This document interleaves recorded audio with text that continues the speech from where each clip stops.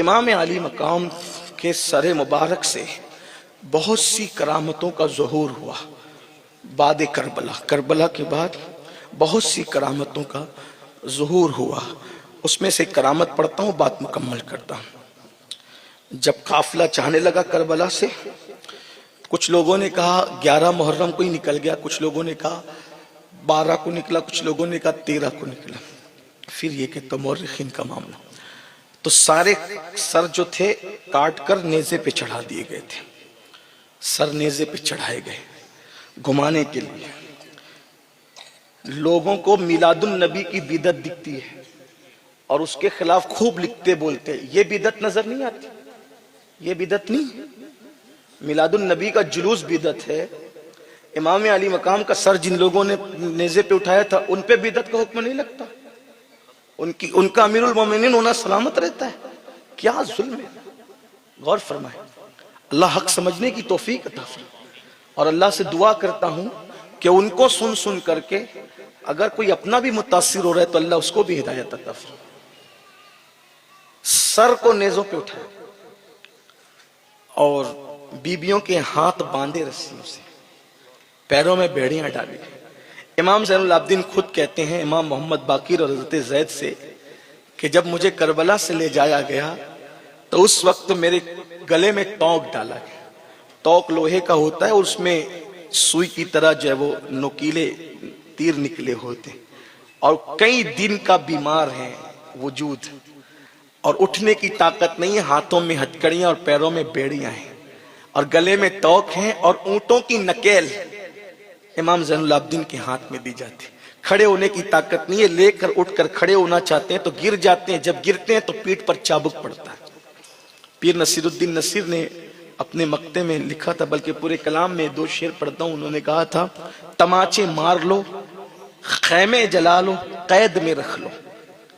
تماچے مار لو خیمے جلا لو قید میں رکھ لو.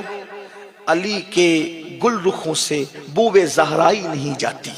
علی کے گل رخوں سے بوئے زہرائی نہیں جاتی. اور پھر کہتے ہیں نصیر آخر عداوت کے بھی کچھ آداب ہوتے. نصیر آخر عداوت کے بھی کچھ آداب ہوتے ہیں. کسی بیمار کو زنجیر پہنائی نہیں جاتی. سرکار امام زین العابدین سید سجاد زنجیر پہنا کر اور ہاتھ میں اونٹوں کی نکیل دے کر اور بیبیوں کو رسیوں سے باندھ کر اونٹوں کی ننگی پیٹ پر بٹھا. جب قافلہ جانے لگا تو سیدہ زینب نے کہا کچھ سنتے تو نہیں ہو ہماری، ایک تو سن لو. قافلہ جا رہا ہے، شہیدوں کے قریب سے لے کر کے چلو. آخری میں زیارت تو کر لی کٹی پٹی لاشوں کی، لاشوں کے کٹے پٹے ٹکڑوں کی لاشیں، ان کی زیارت تو کر لیں. مورخ لکھتا ہے کہ جب سیدہ زینب اور وہ قافلہ ان کٹی پٹی لاشوں پر آیا تو سیدہ زینب پاک نے مدینے کی طرف رک کر کے کہا نانا جان آپ پر فرشتوں کے اور درود بھیجنے والوں کے درود و سلام ہو. آپ کے اللہ کی رحمتیں ہوں آپ پر. دیکھو اپنے حسین کو جس کو کندھے پہ بٹھاتے تھے، جس کے لیے سجدے طویل کرتے، آج وہ کٹی پٹی لاشوں کی شکل میں پڑا ہے. اس پر خاک اڑ رہی ہے، اس کو نہ کفن ہے نہ قبر ہے. یہ کہہ کر سیدہ پاک رو پڑی. ایسا روئی دوست اور دشمن سب کی آنکھوں میں آنسو آ گئے. اس کے بعد جب یہ قافلہ چلا تو قافلہ چلتے چلتے مورخین لکھتے ہیں، بعض لوگ کہتے ہیں سفر کوفہ میں اور بعض لوگ کہتے ہیں کوفہ کے بعد سفر دمشق میں. جب وہ سر نیزے پہ تھا امام حسین کا تو اس وقت اچانک جس کے ہاتھ میں نیزے پہ تھا اس کے ہاتھ پر ایک کپ کپی تاری ہوئی اور نیزہ چھوٹا اور چھوٹ کر زمین میں دھس گیا. جب زمین میں دھسا تو گڑ گیا. زمین میں دھسا تو گڑ گیا. اب جب گڑ گیا تو لوگ اس کو نکالنا چاہتے، کئی لوگ مل کے کوشش کرنے نکالنے کی، لیکن وہ نکلتا نہیں.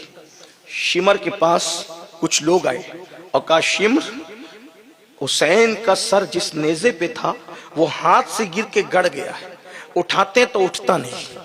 شمر کی ہمت نہیں ہوئی سر حسین تک جانے کی. امام زین العابدین کے پاس آئے اور کہا علی، امام زین العابدین کا اصل نام علی ابن حسین ہے، کہا علی تیرا باپ چلتا نہیں، وہ رک گیا ہے. دشمن ہے، دشمن کو بھی یہ کہنا پڑا کہ تیرا باپ چلتا نہیں، وہ رک گیا۔ مطلب قافلہ حسینی اب بھی یزیدیوں کی مرضی پہ نہیں چل رہا ہے، قیادت اب بھی آل رسول کر رہا ہے، اب بھی سید قیادت کر رہا ہے۔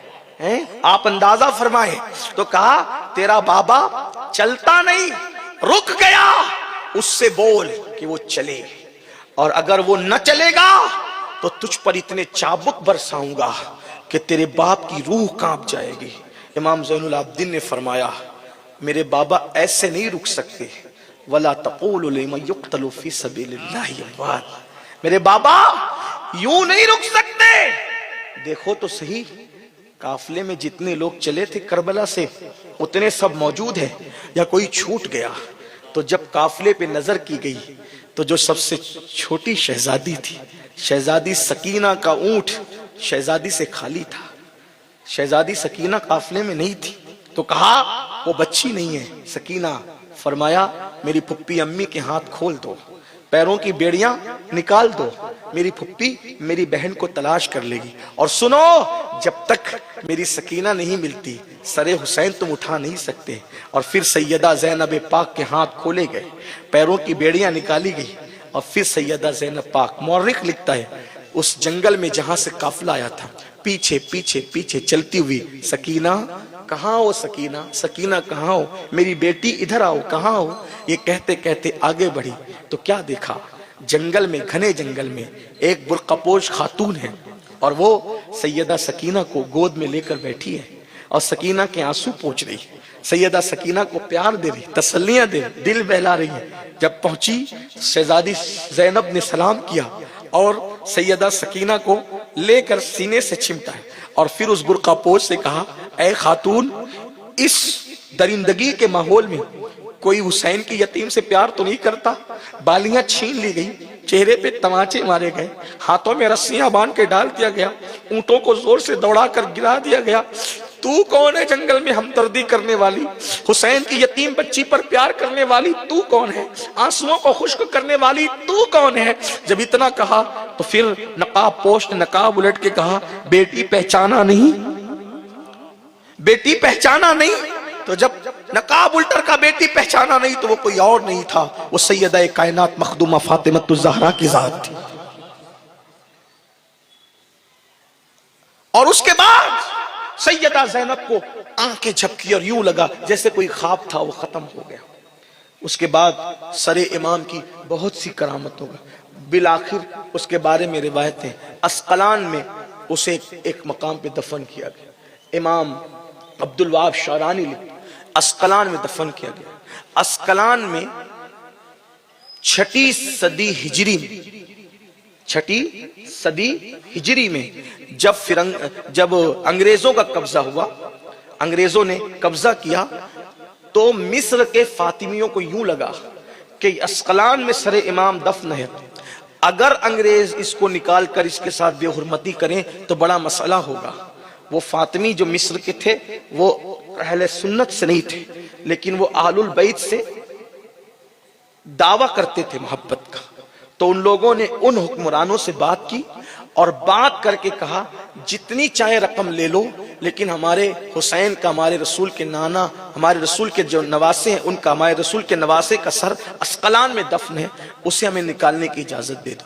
امام عبدالوہاب لکھتے ہیں کہ اب چھٹی صدی ہجری چل رہی، یعنی کہ ہجرت کو 600 سال پورے ہونے کو تھے، انہوں نے اجازت دے دی بڑی رقم لے کے۔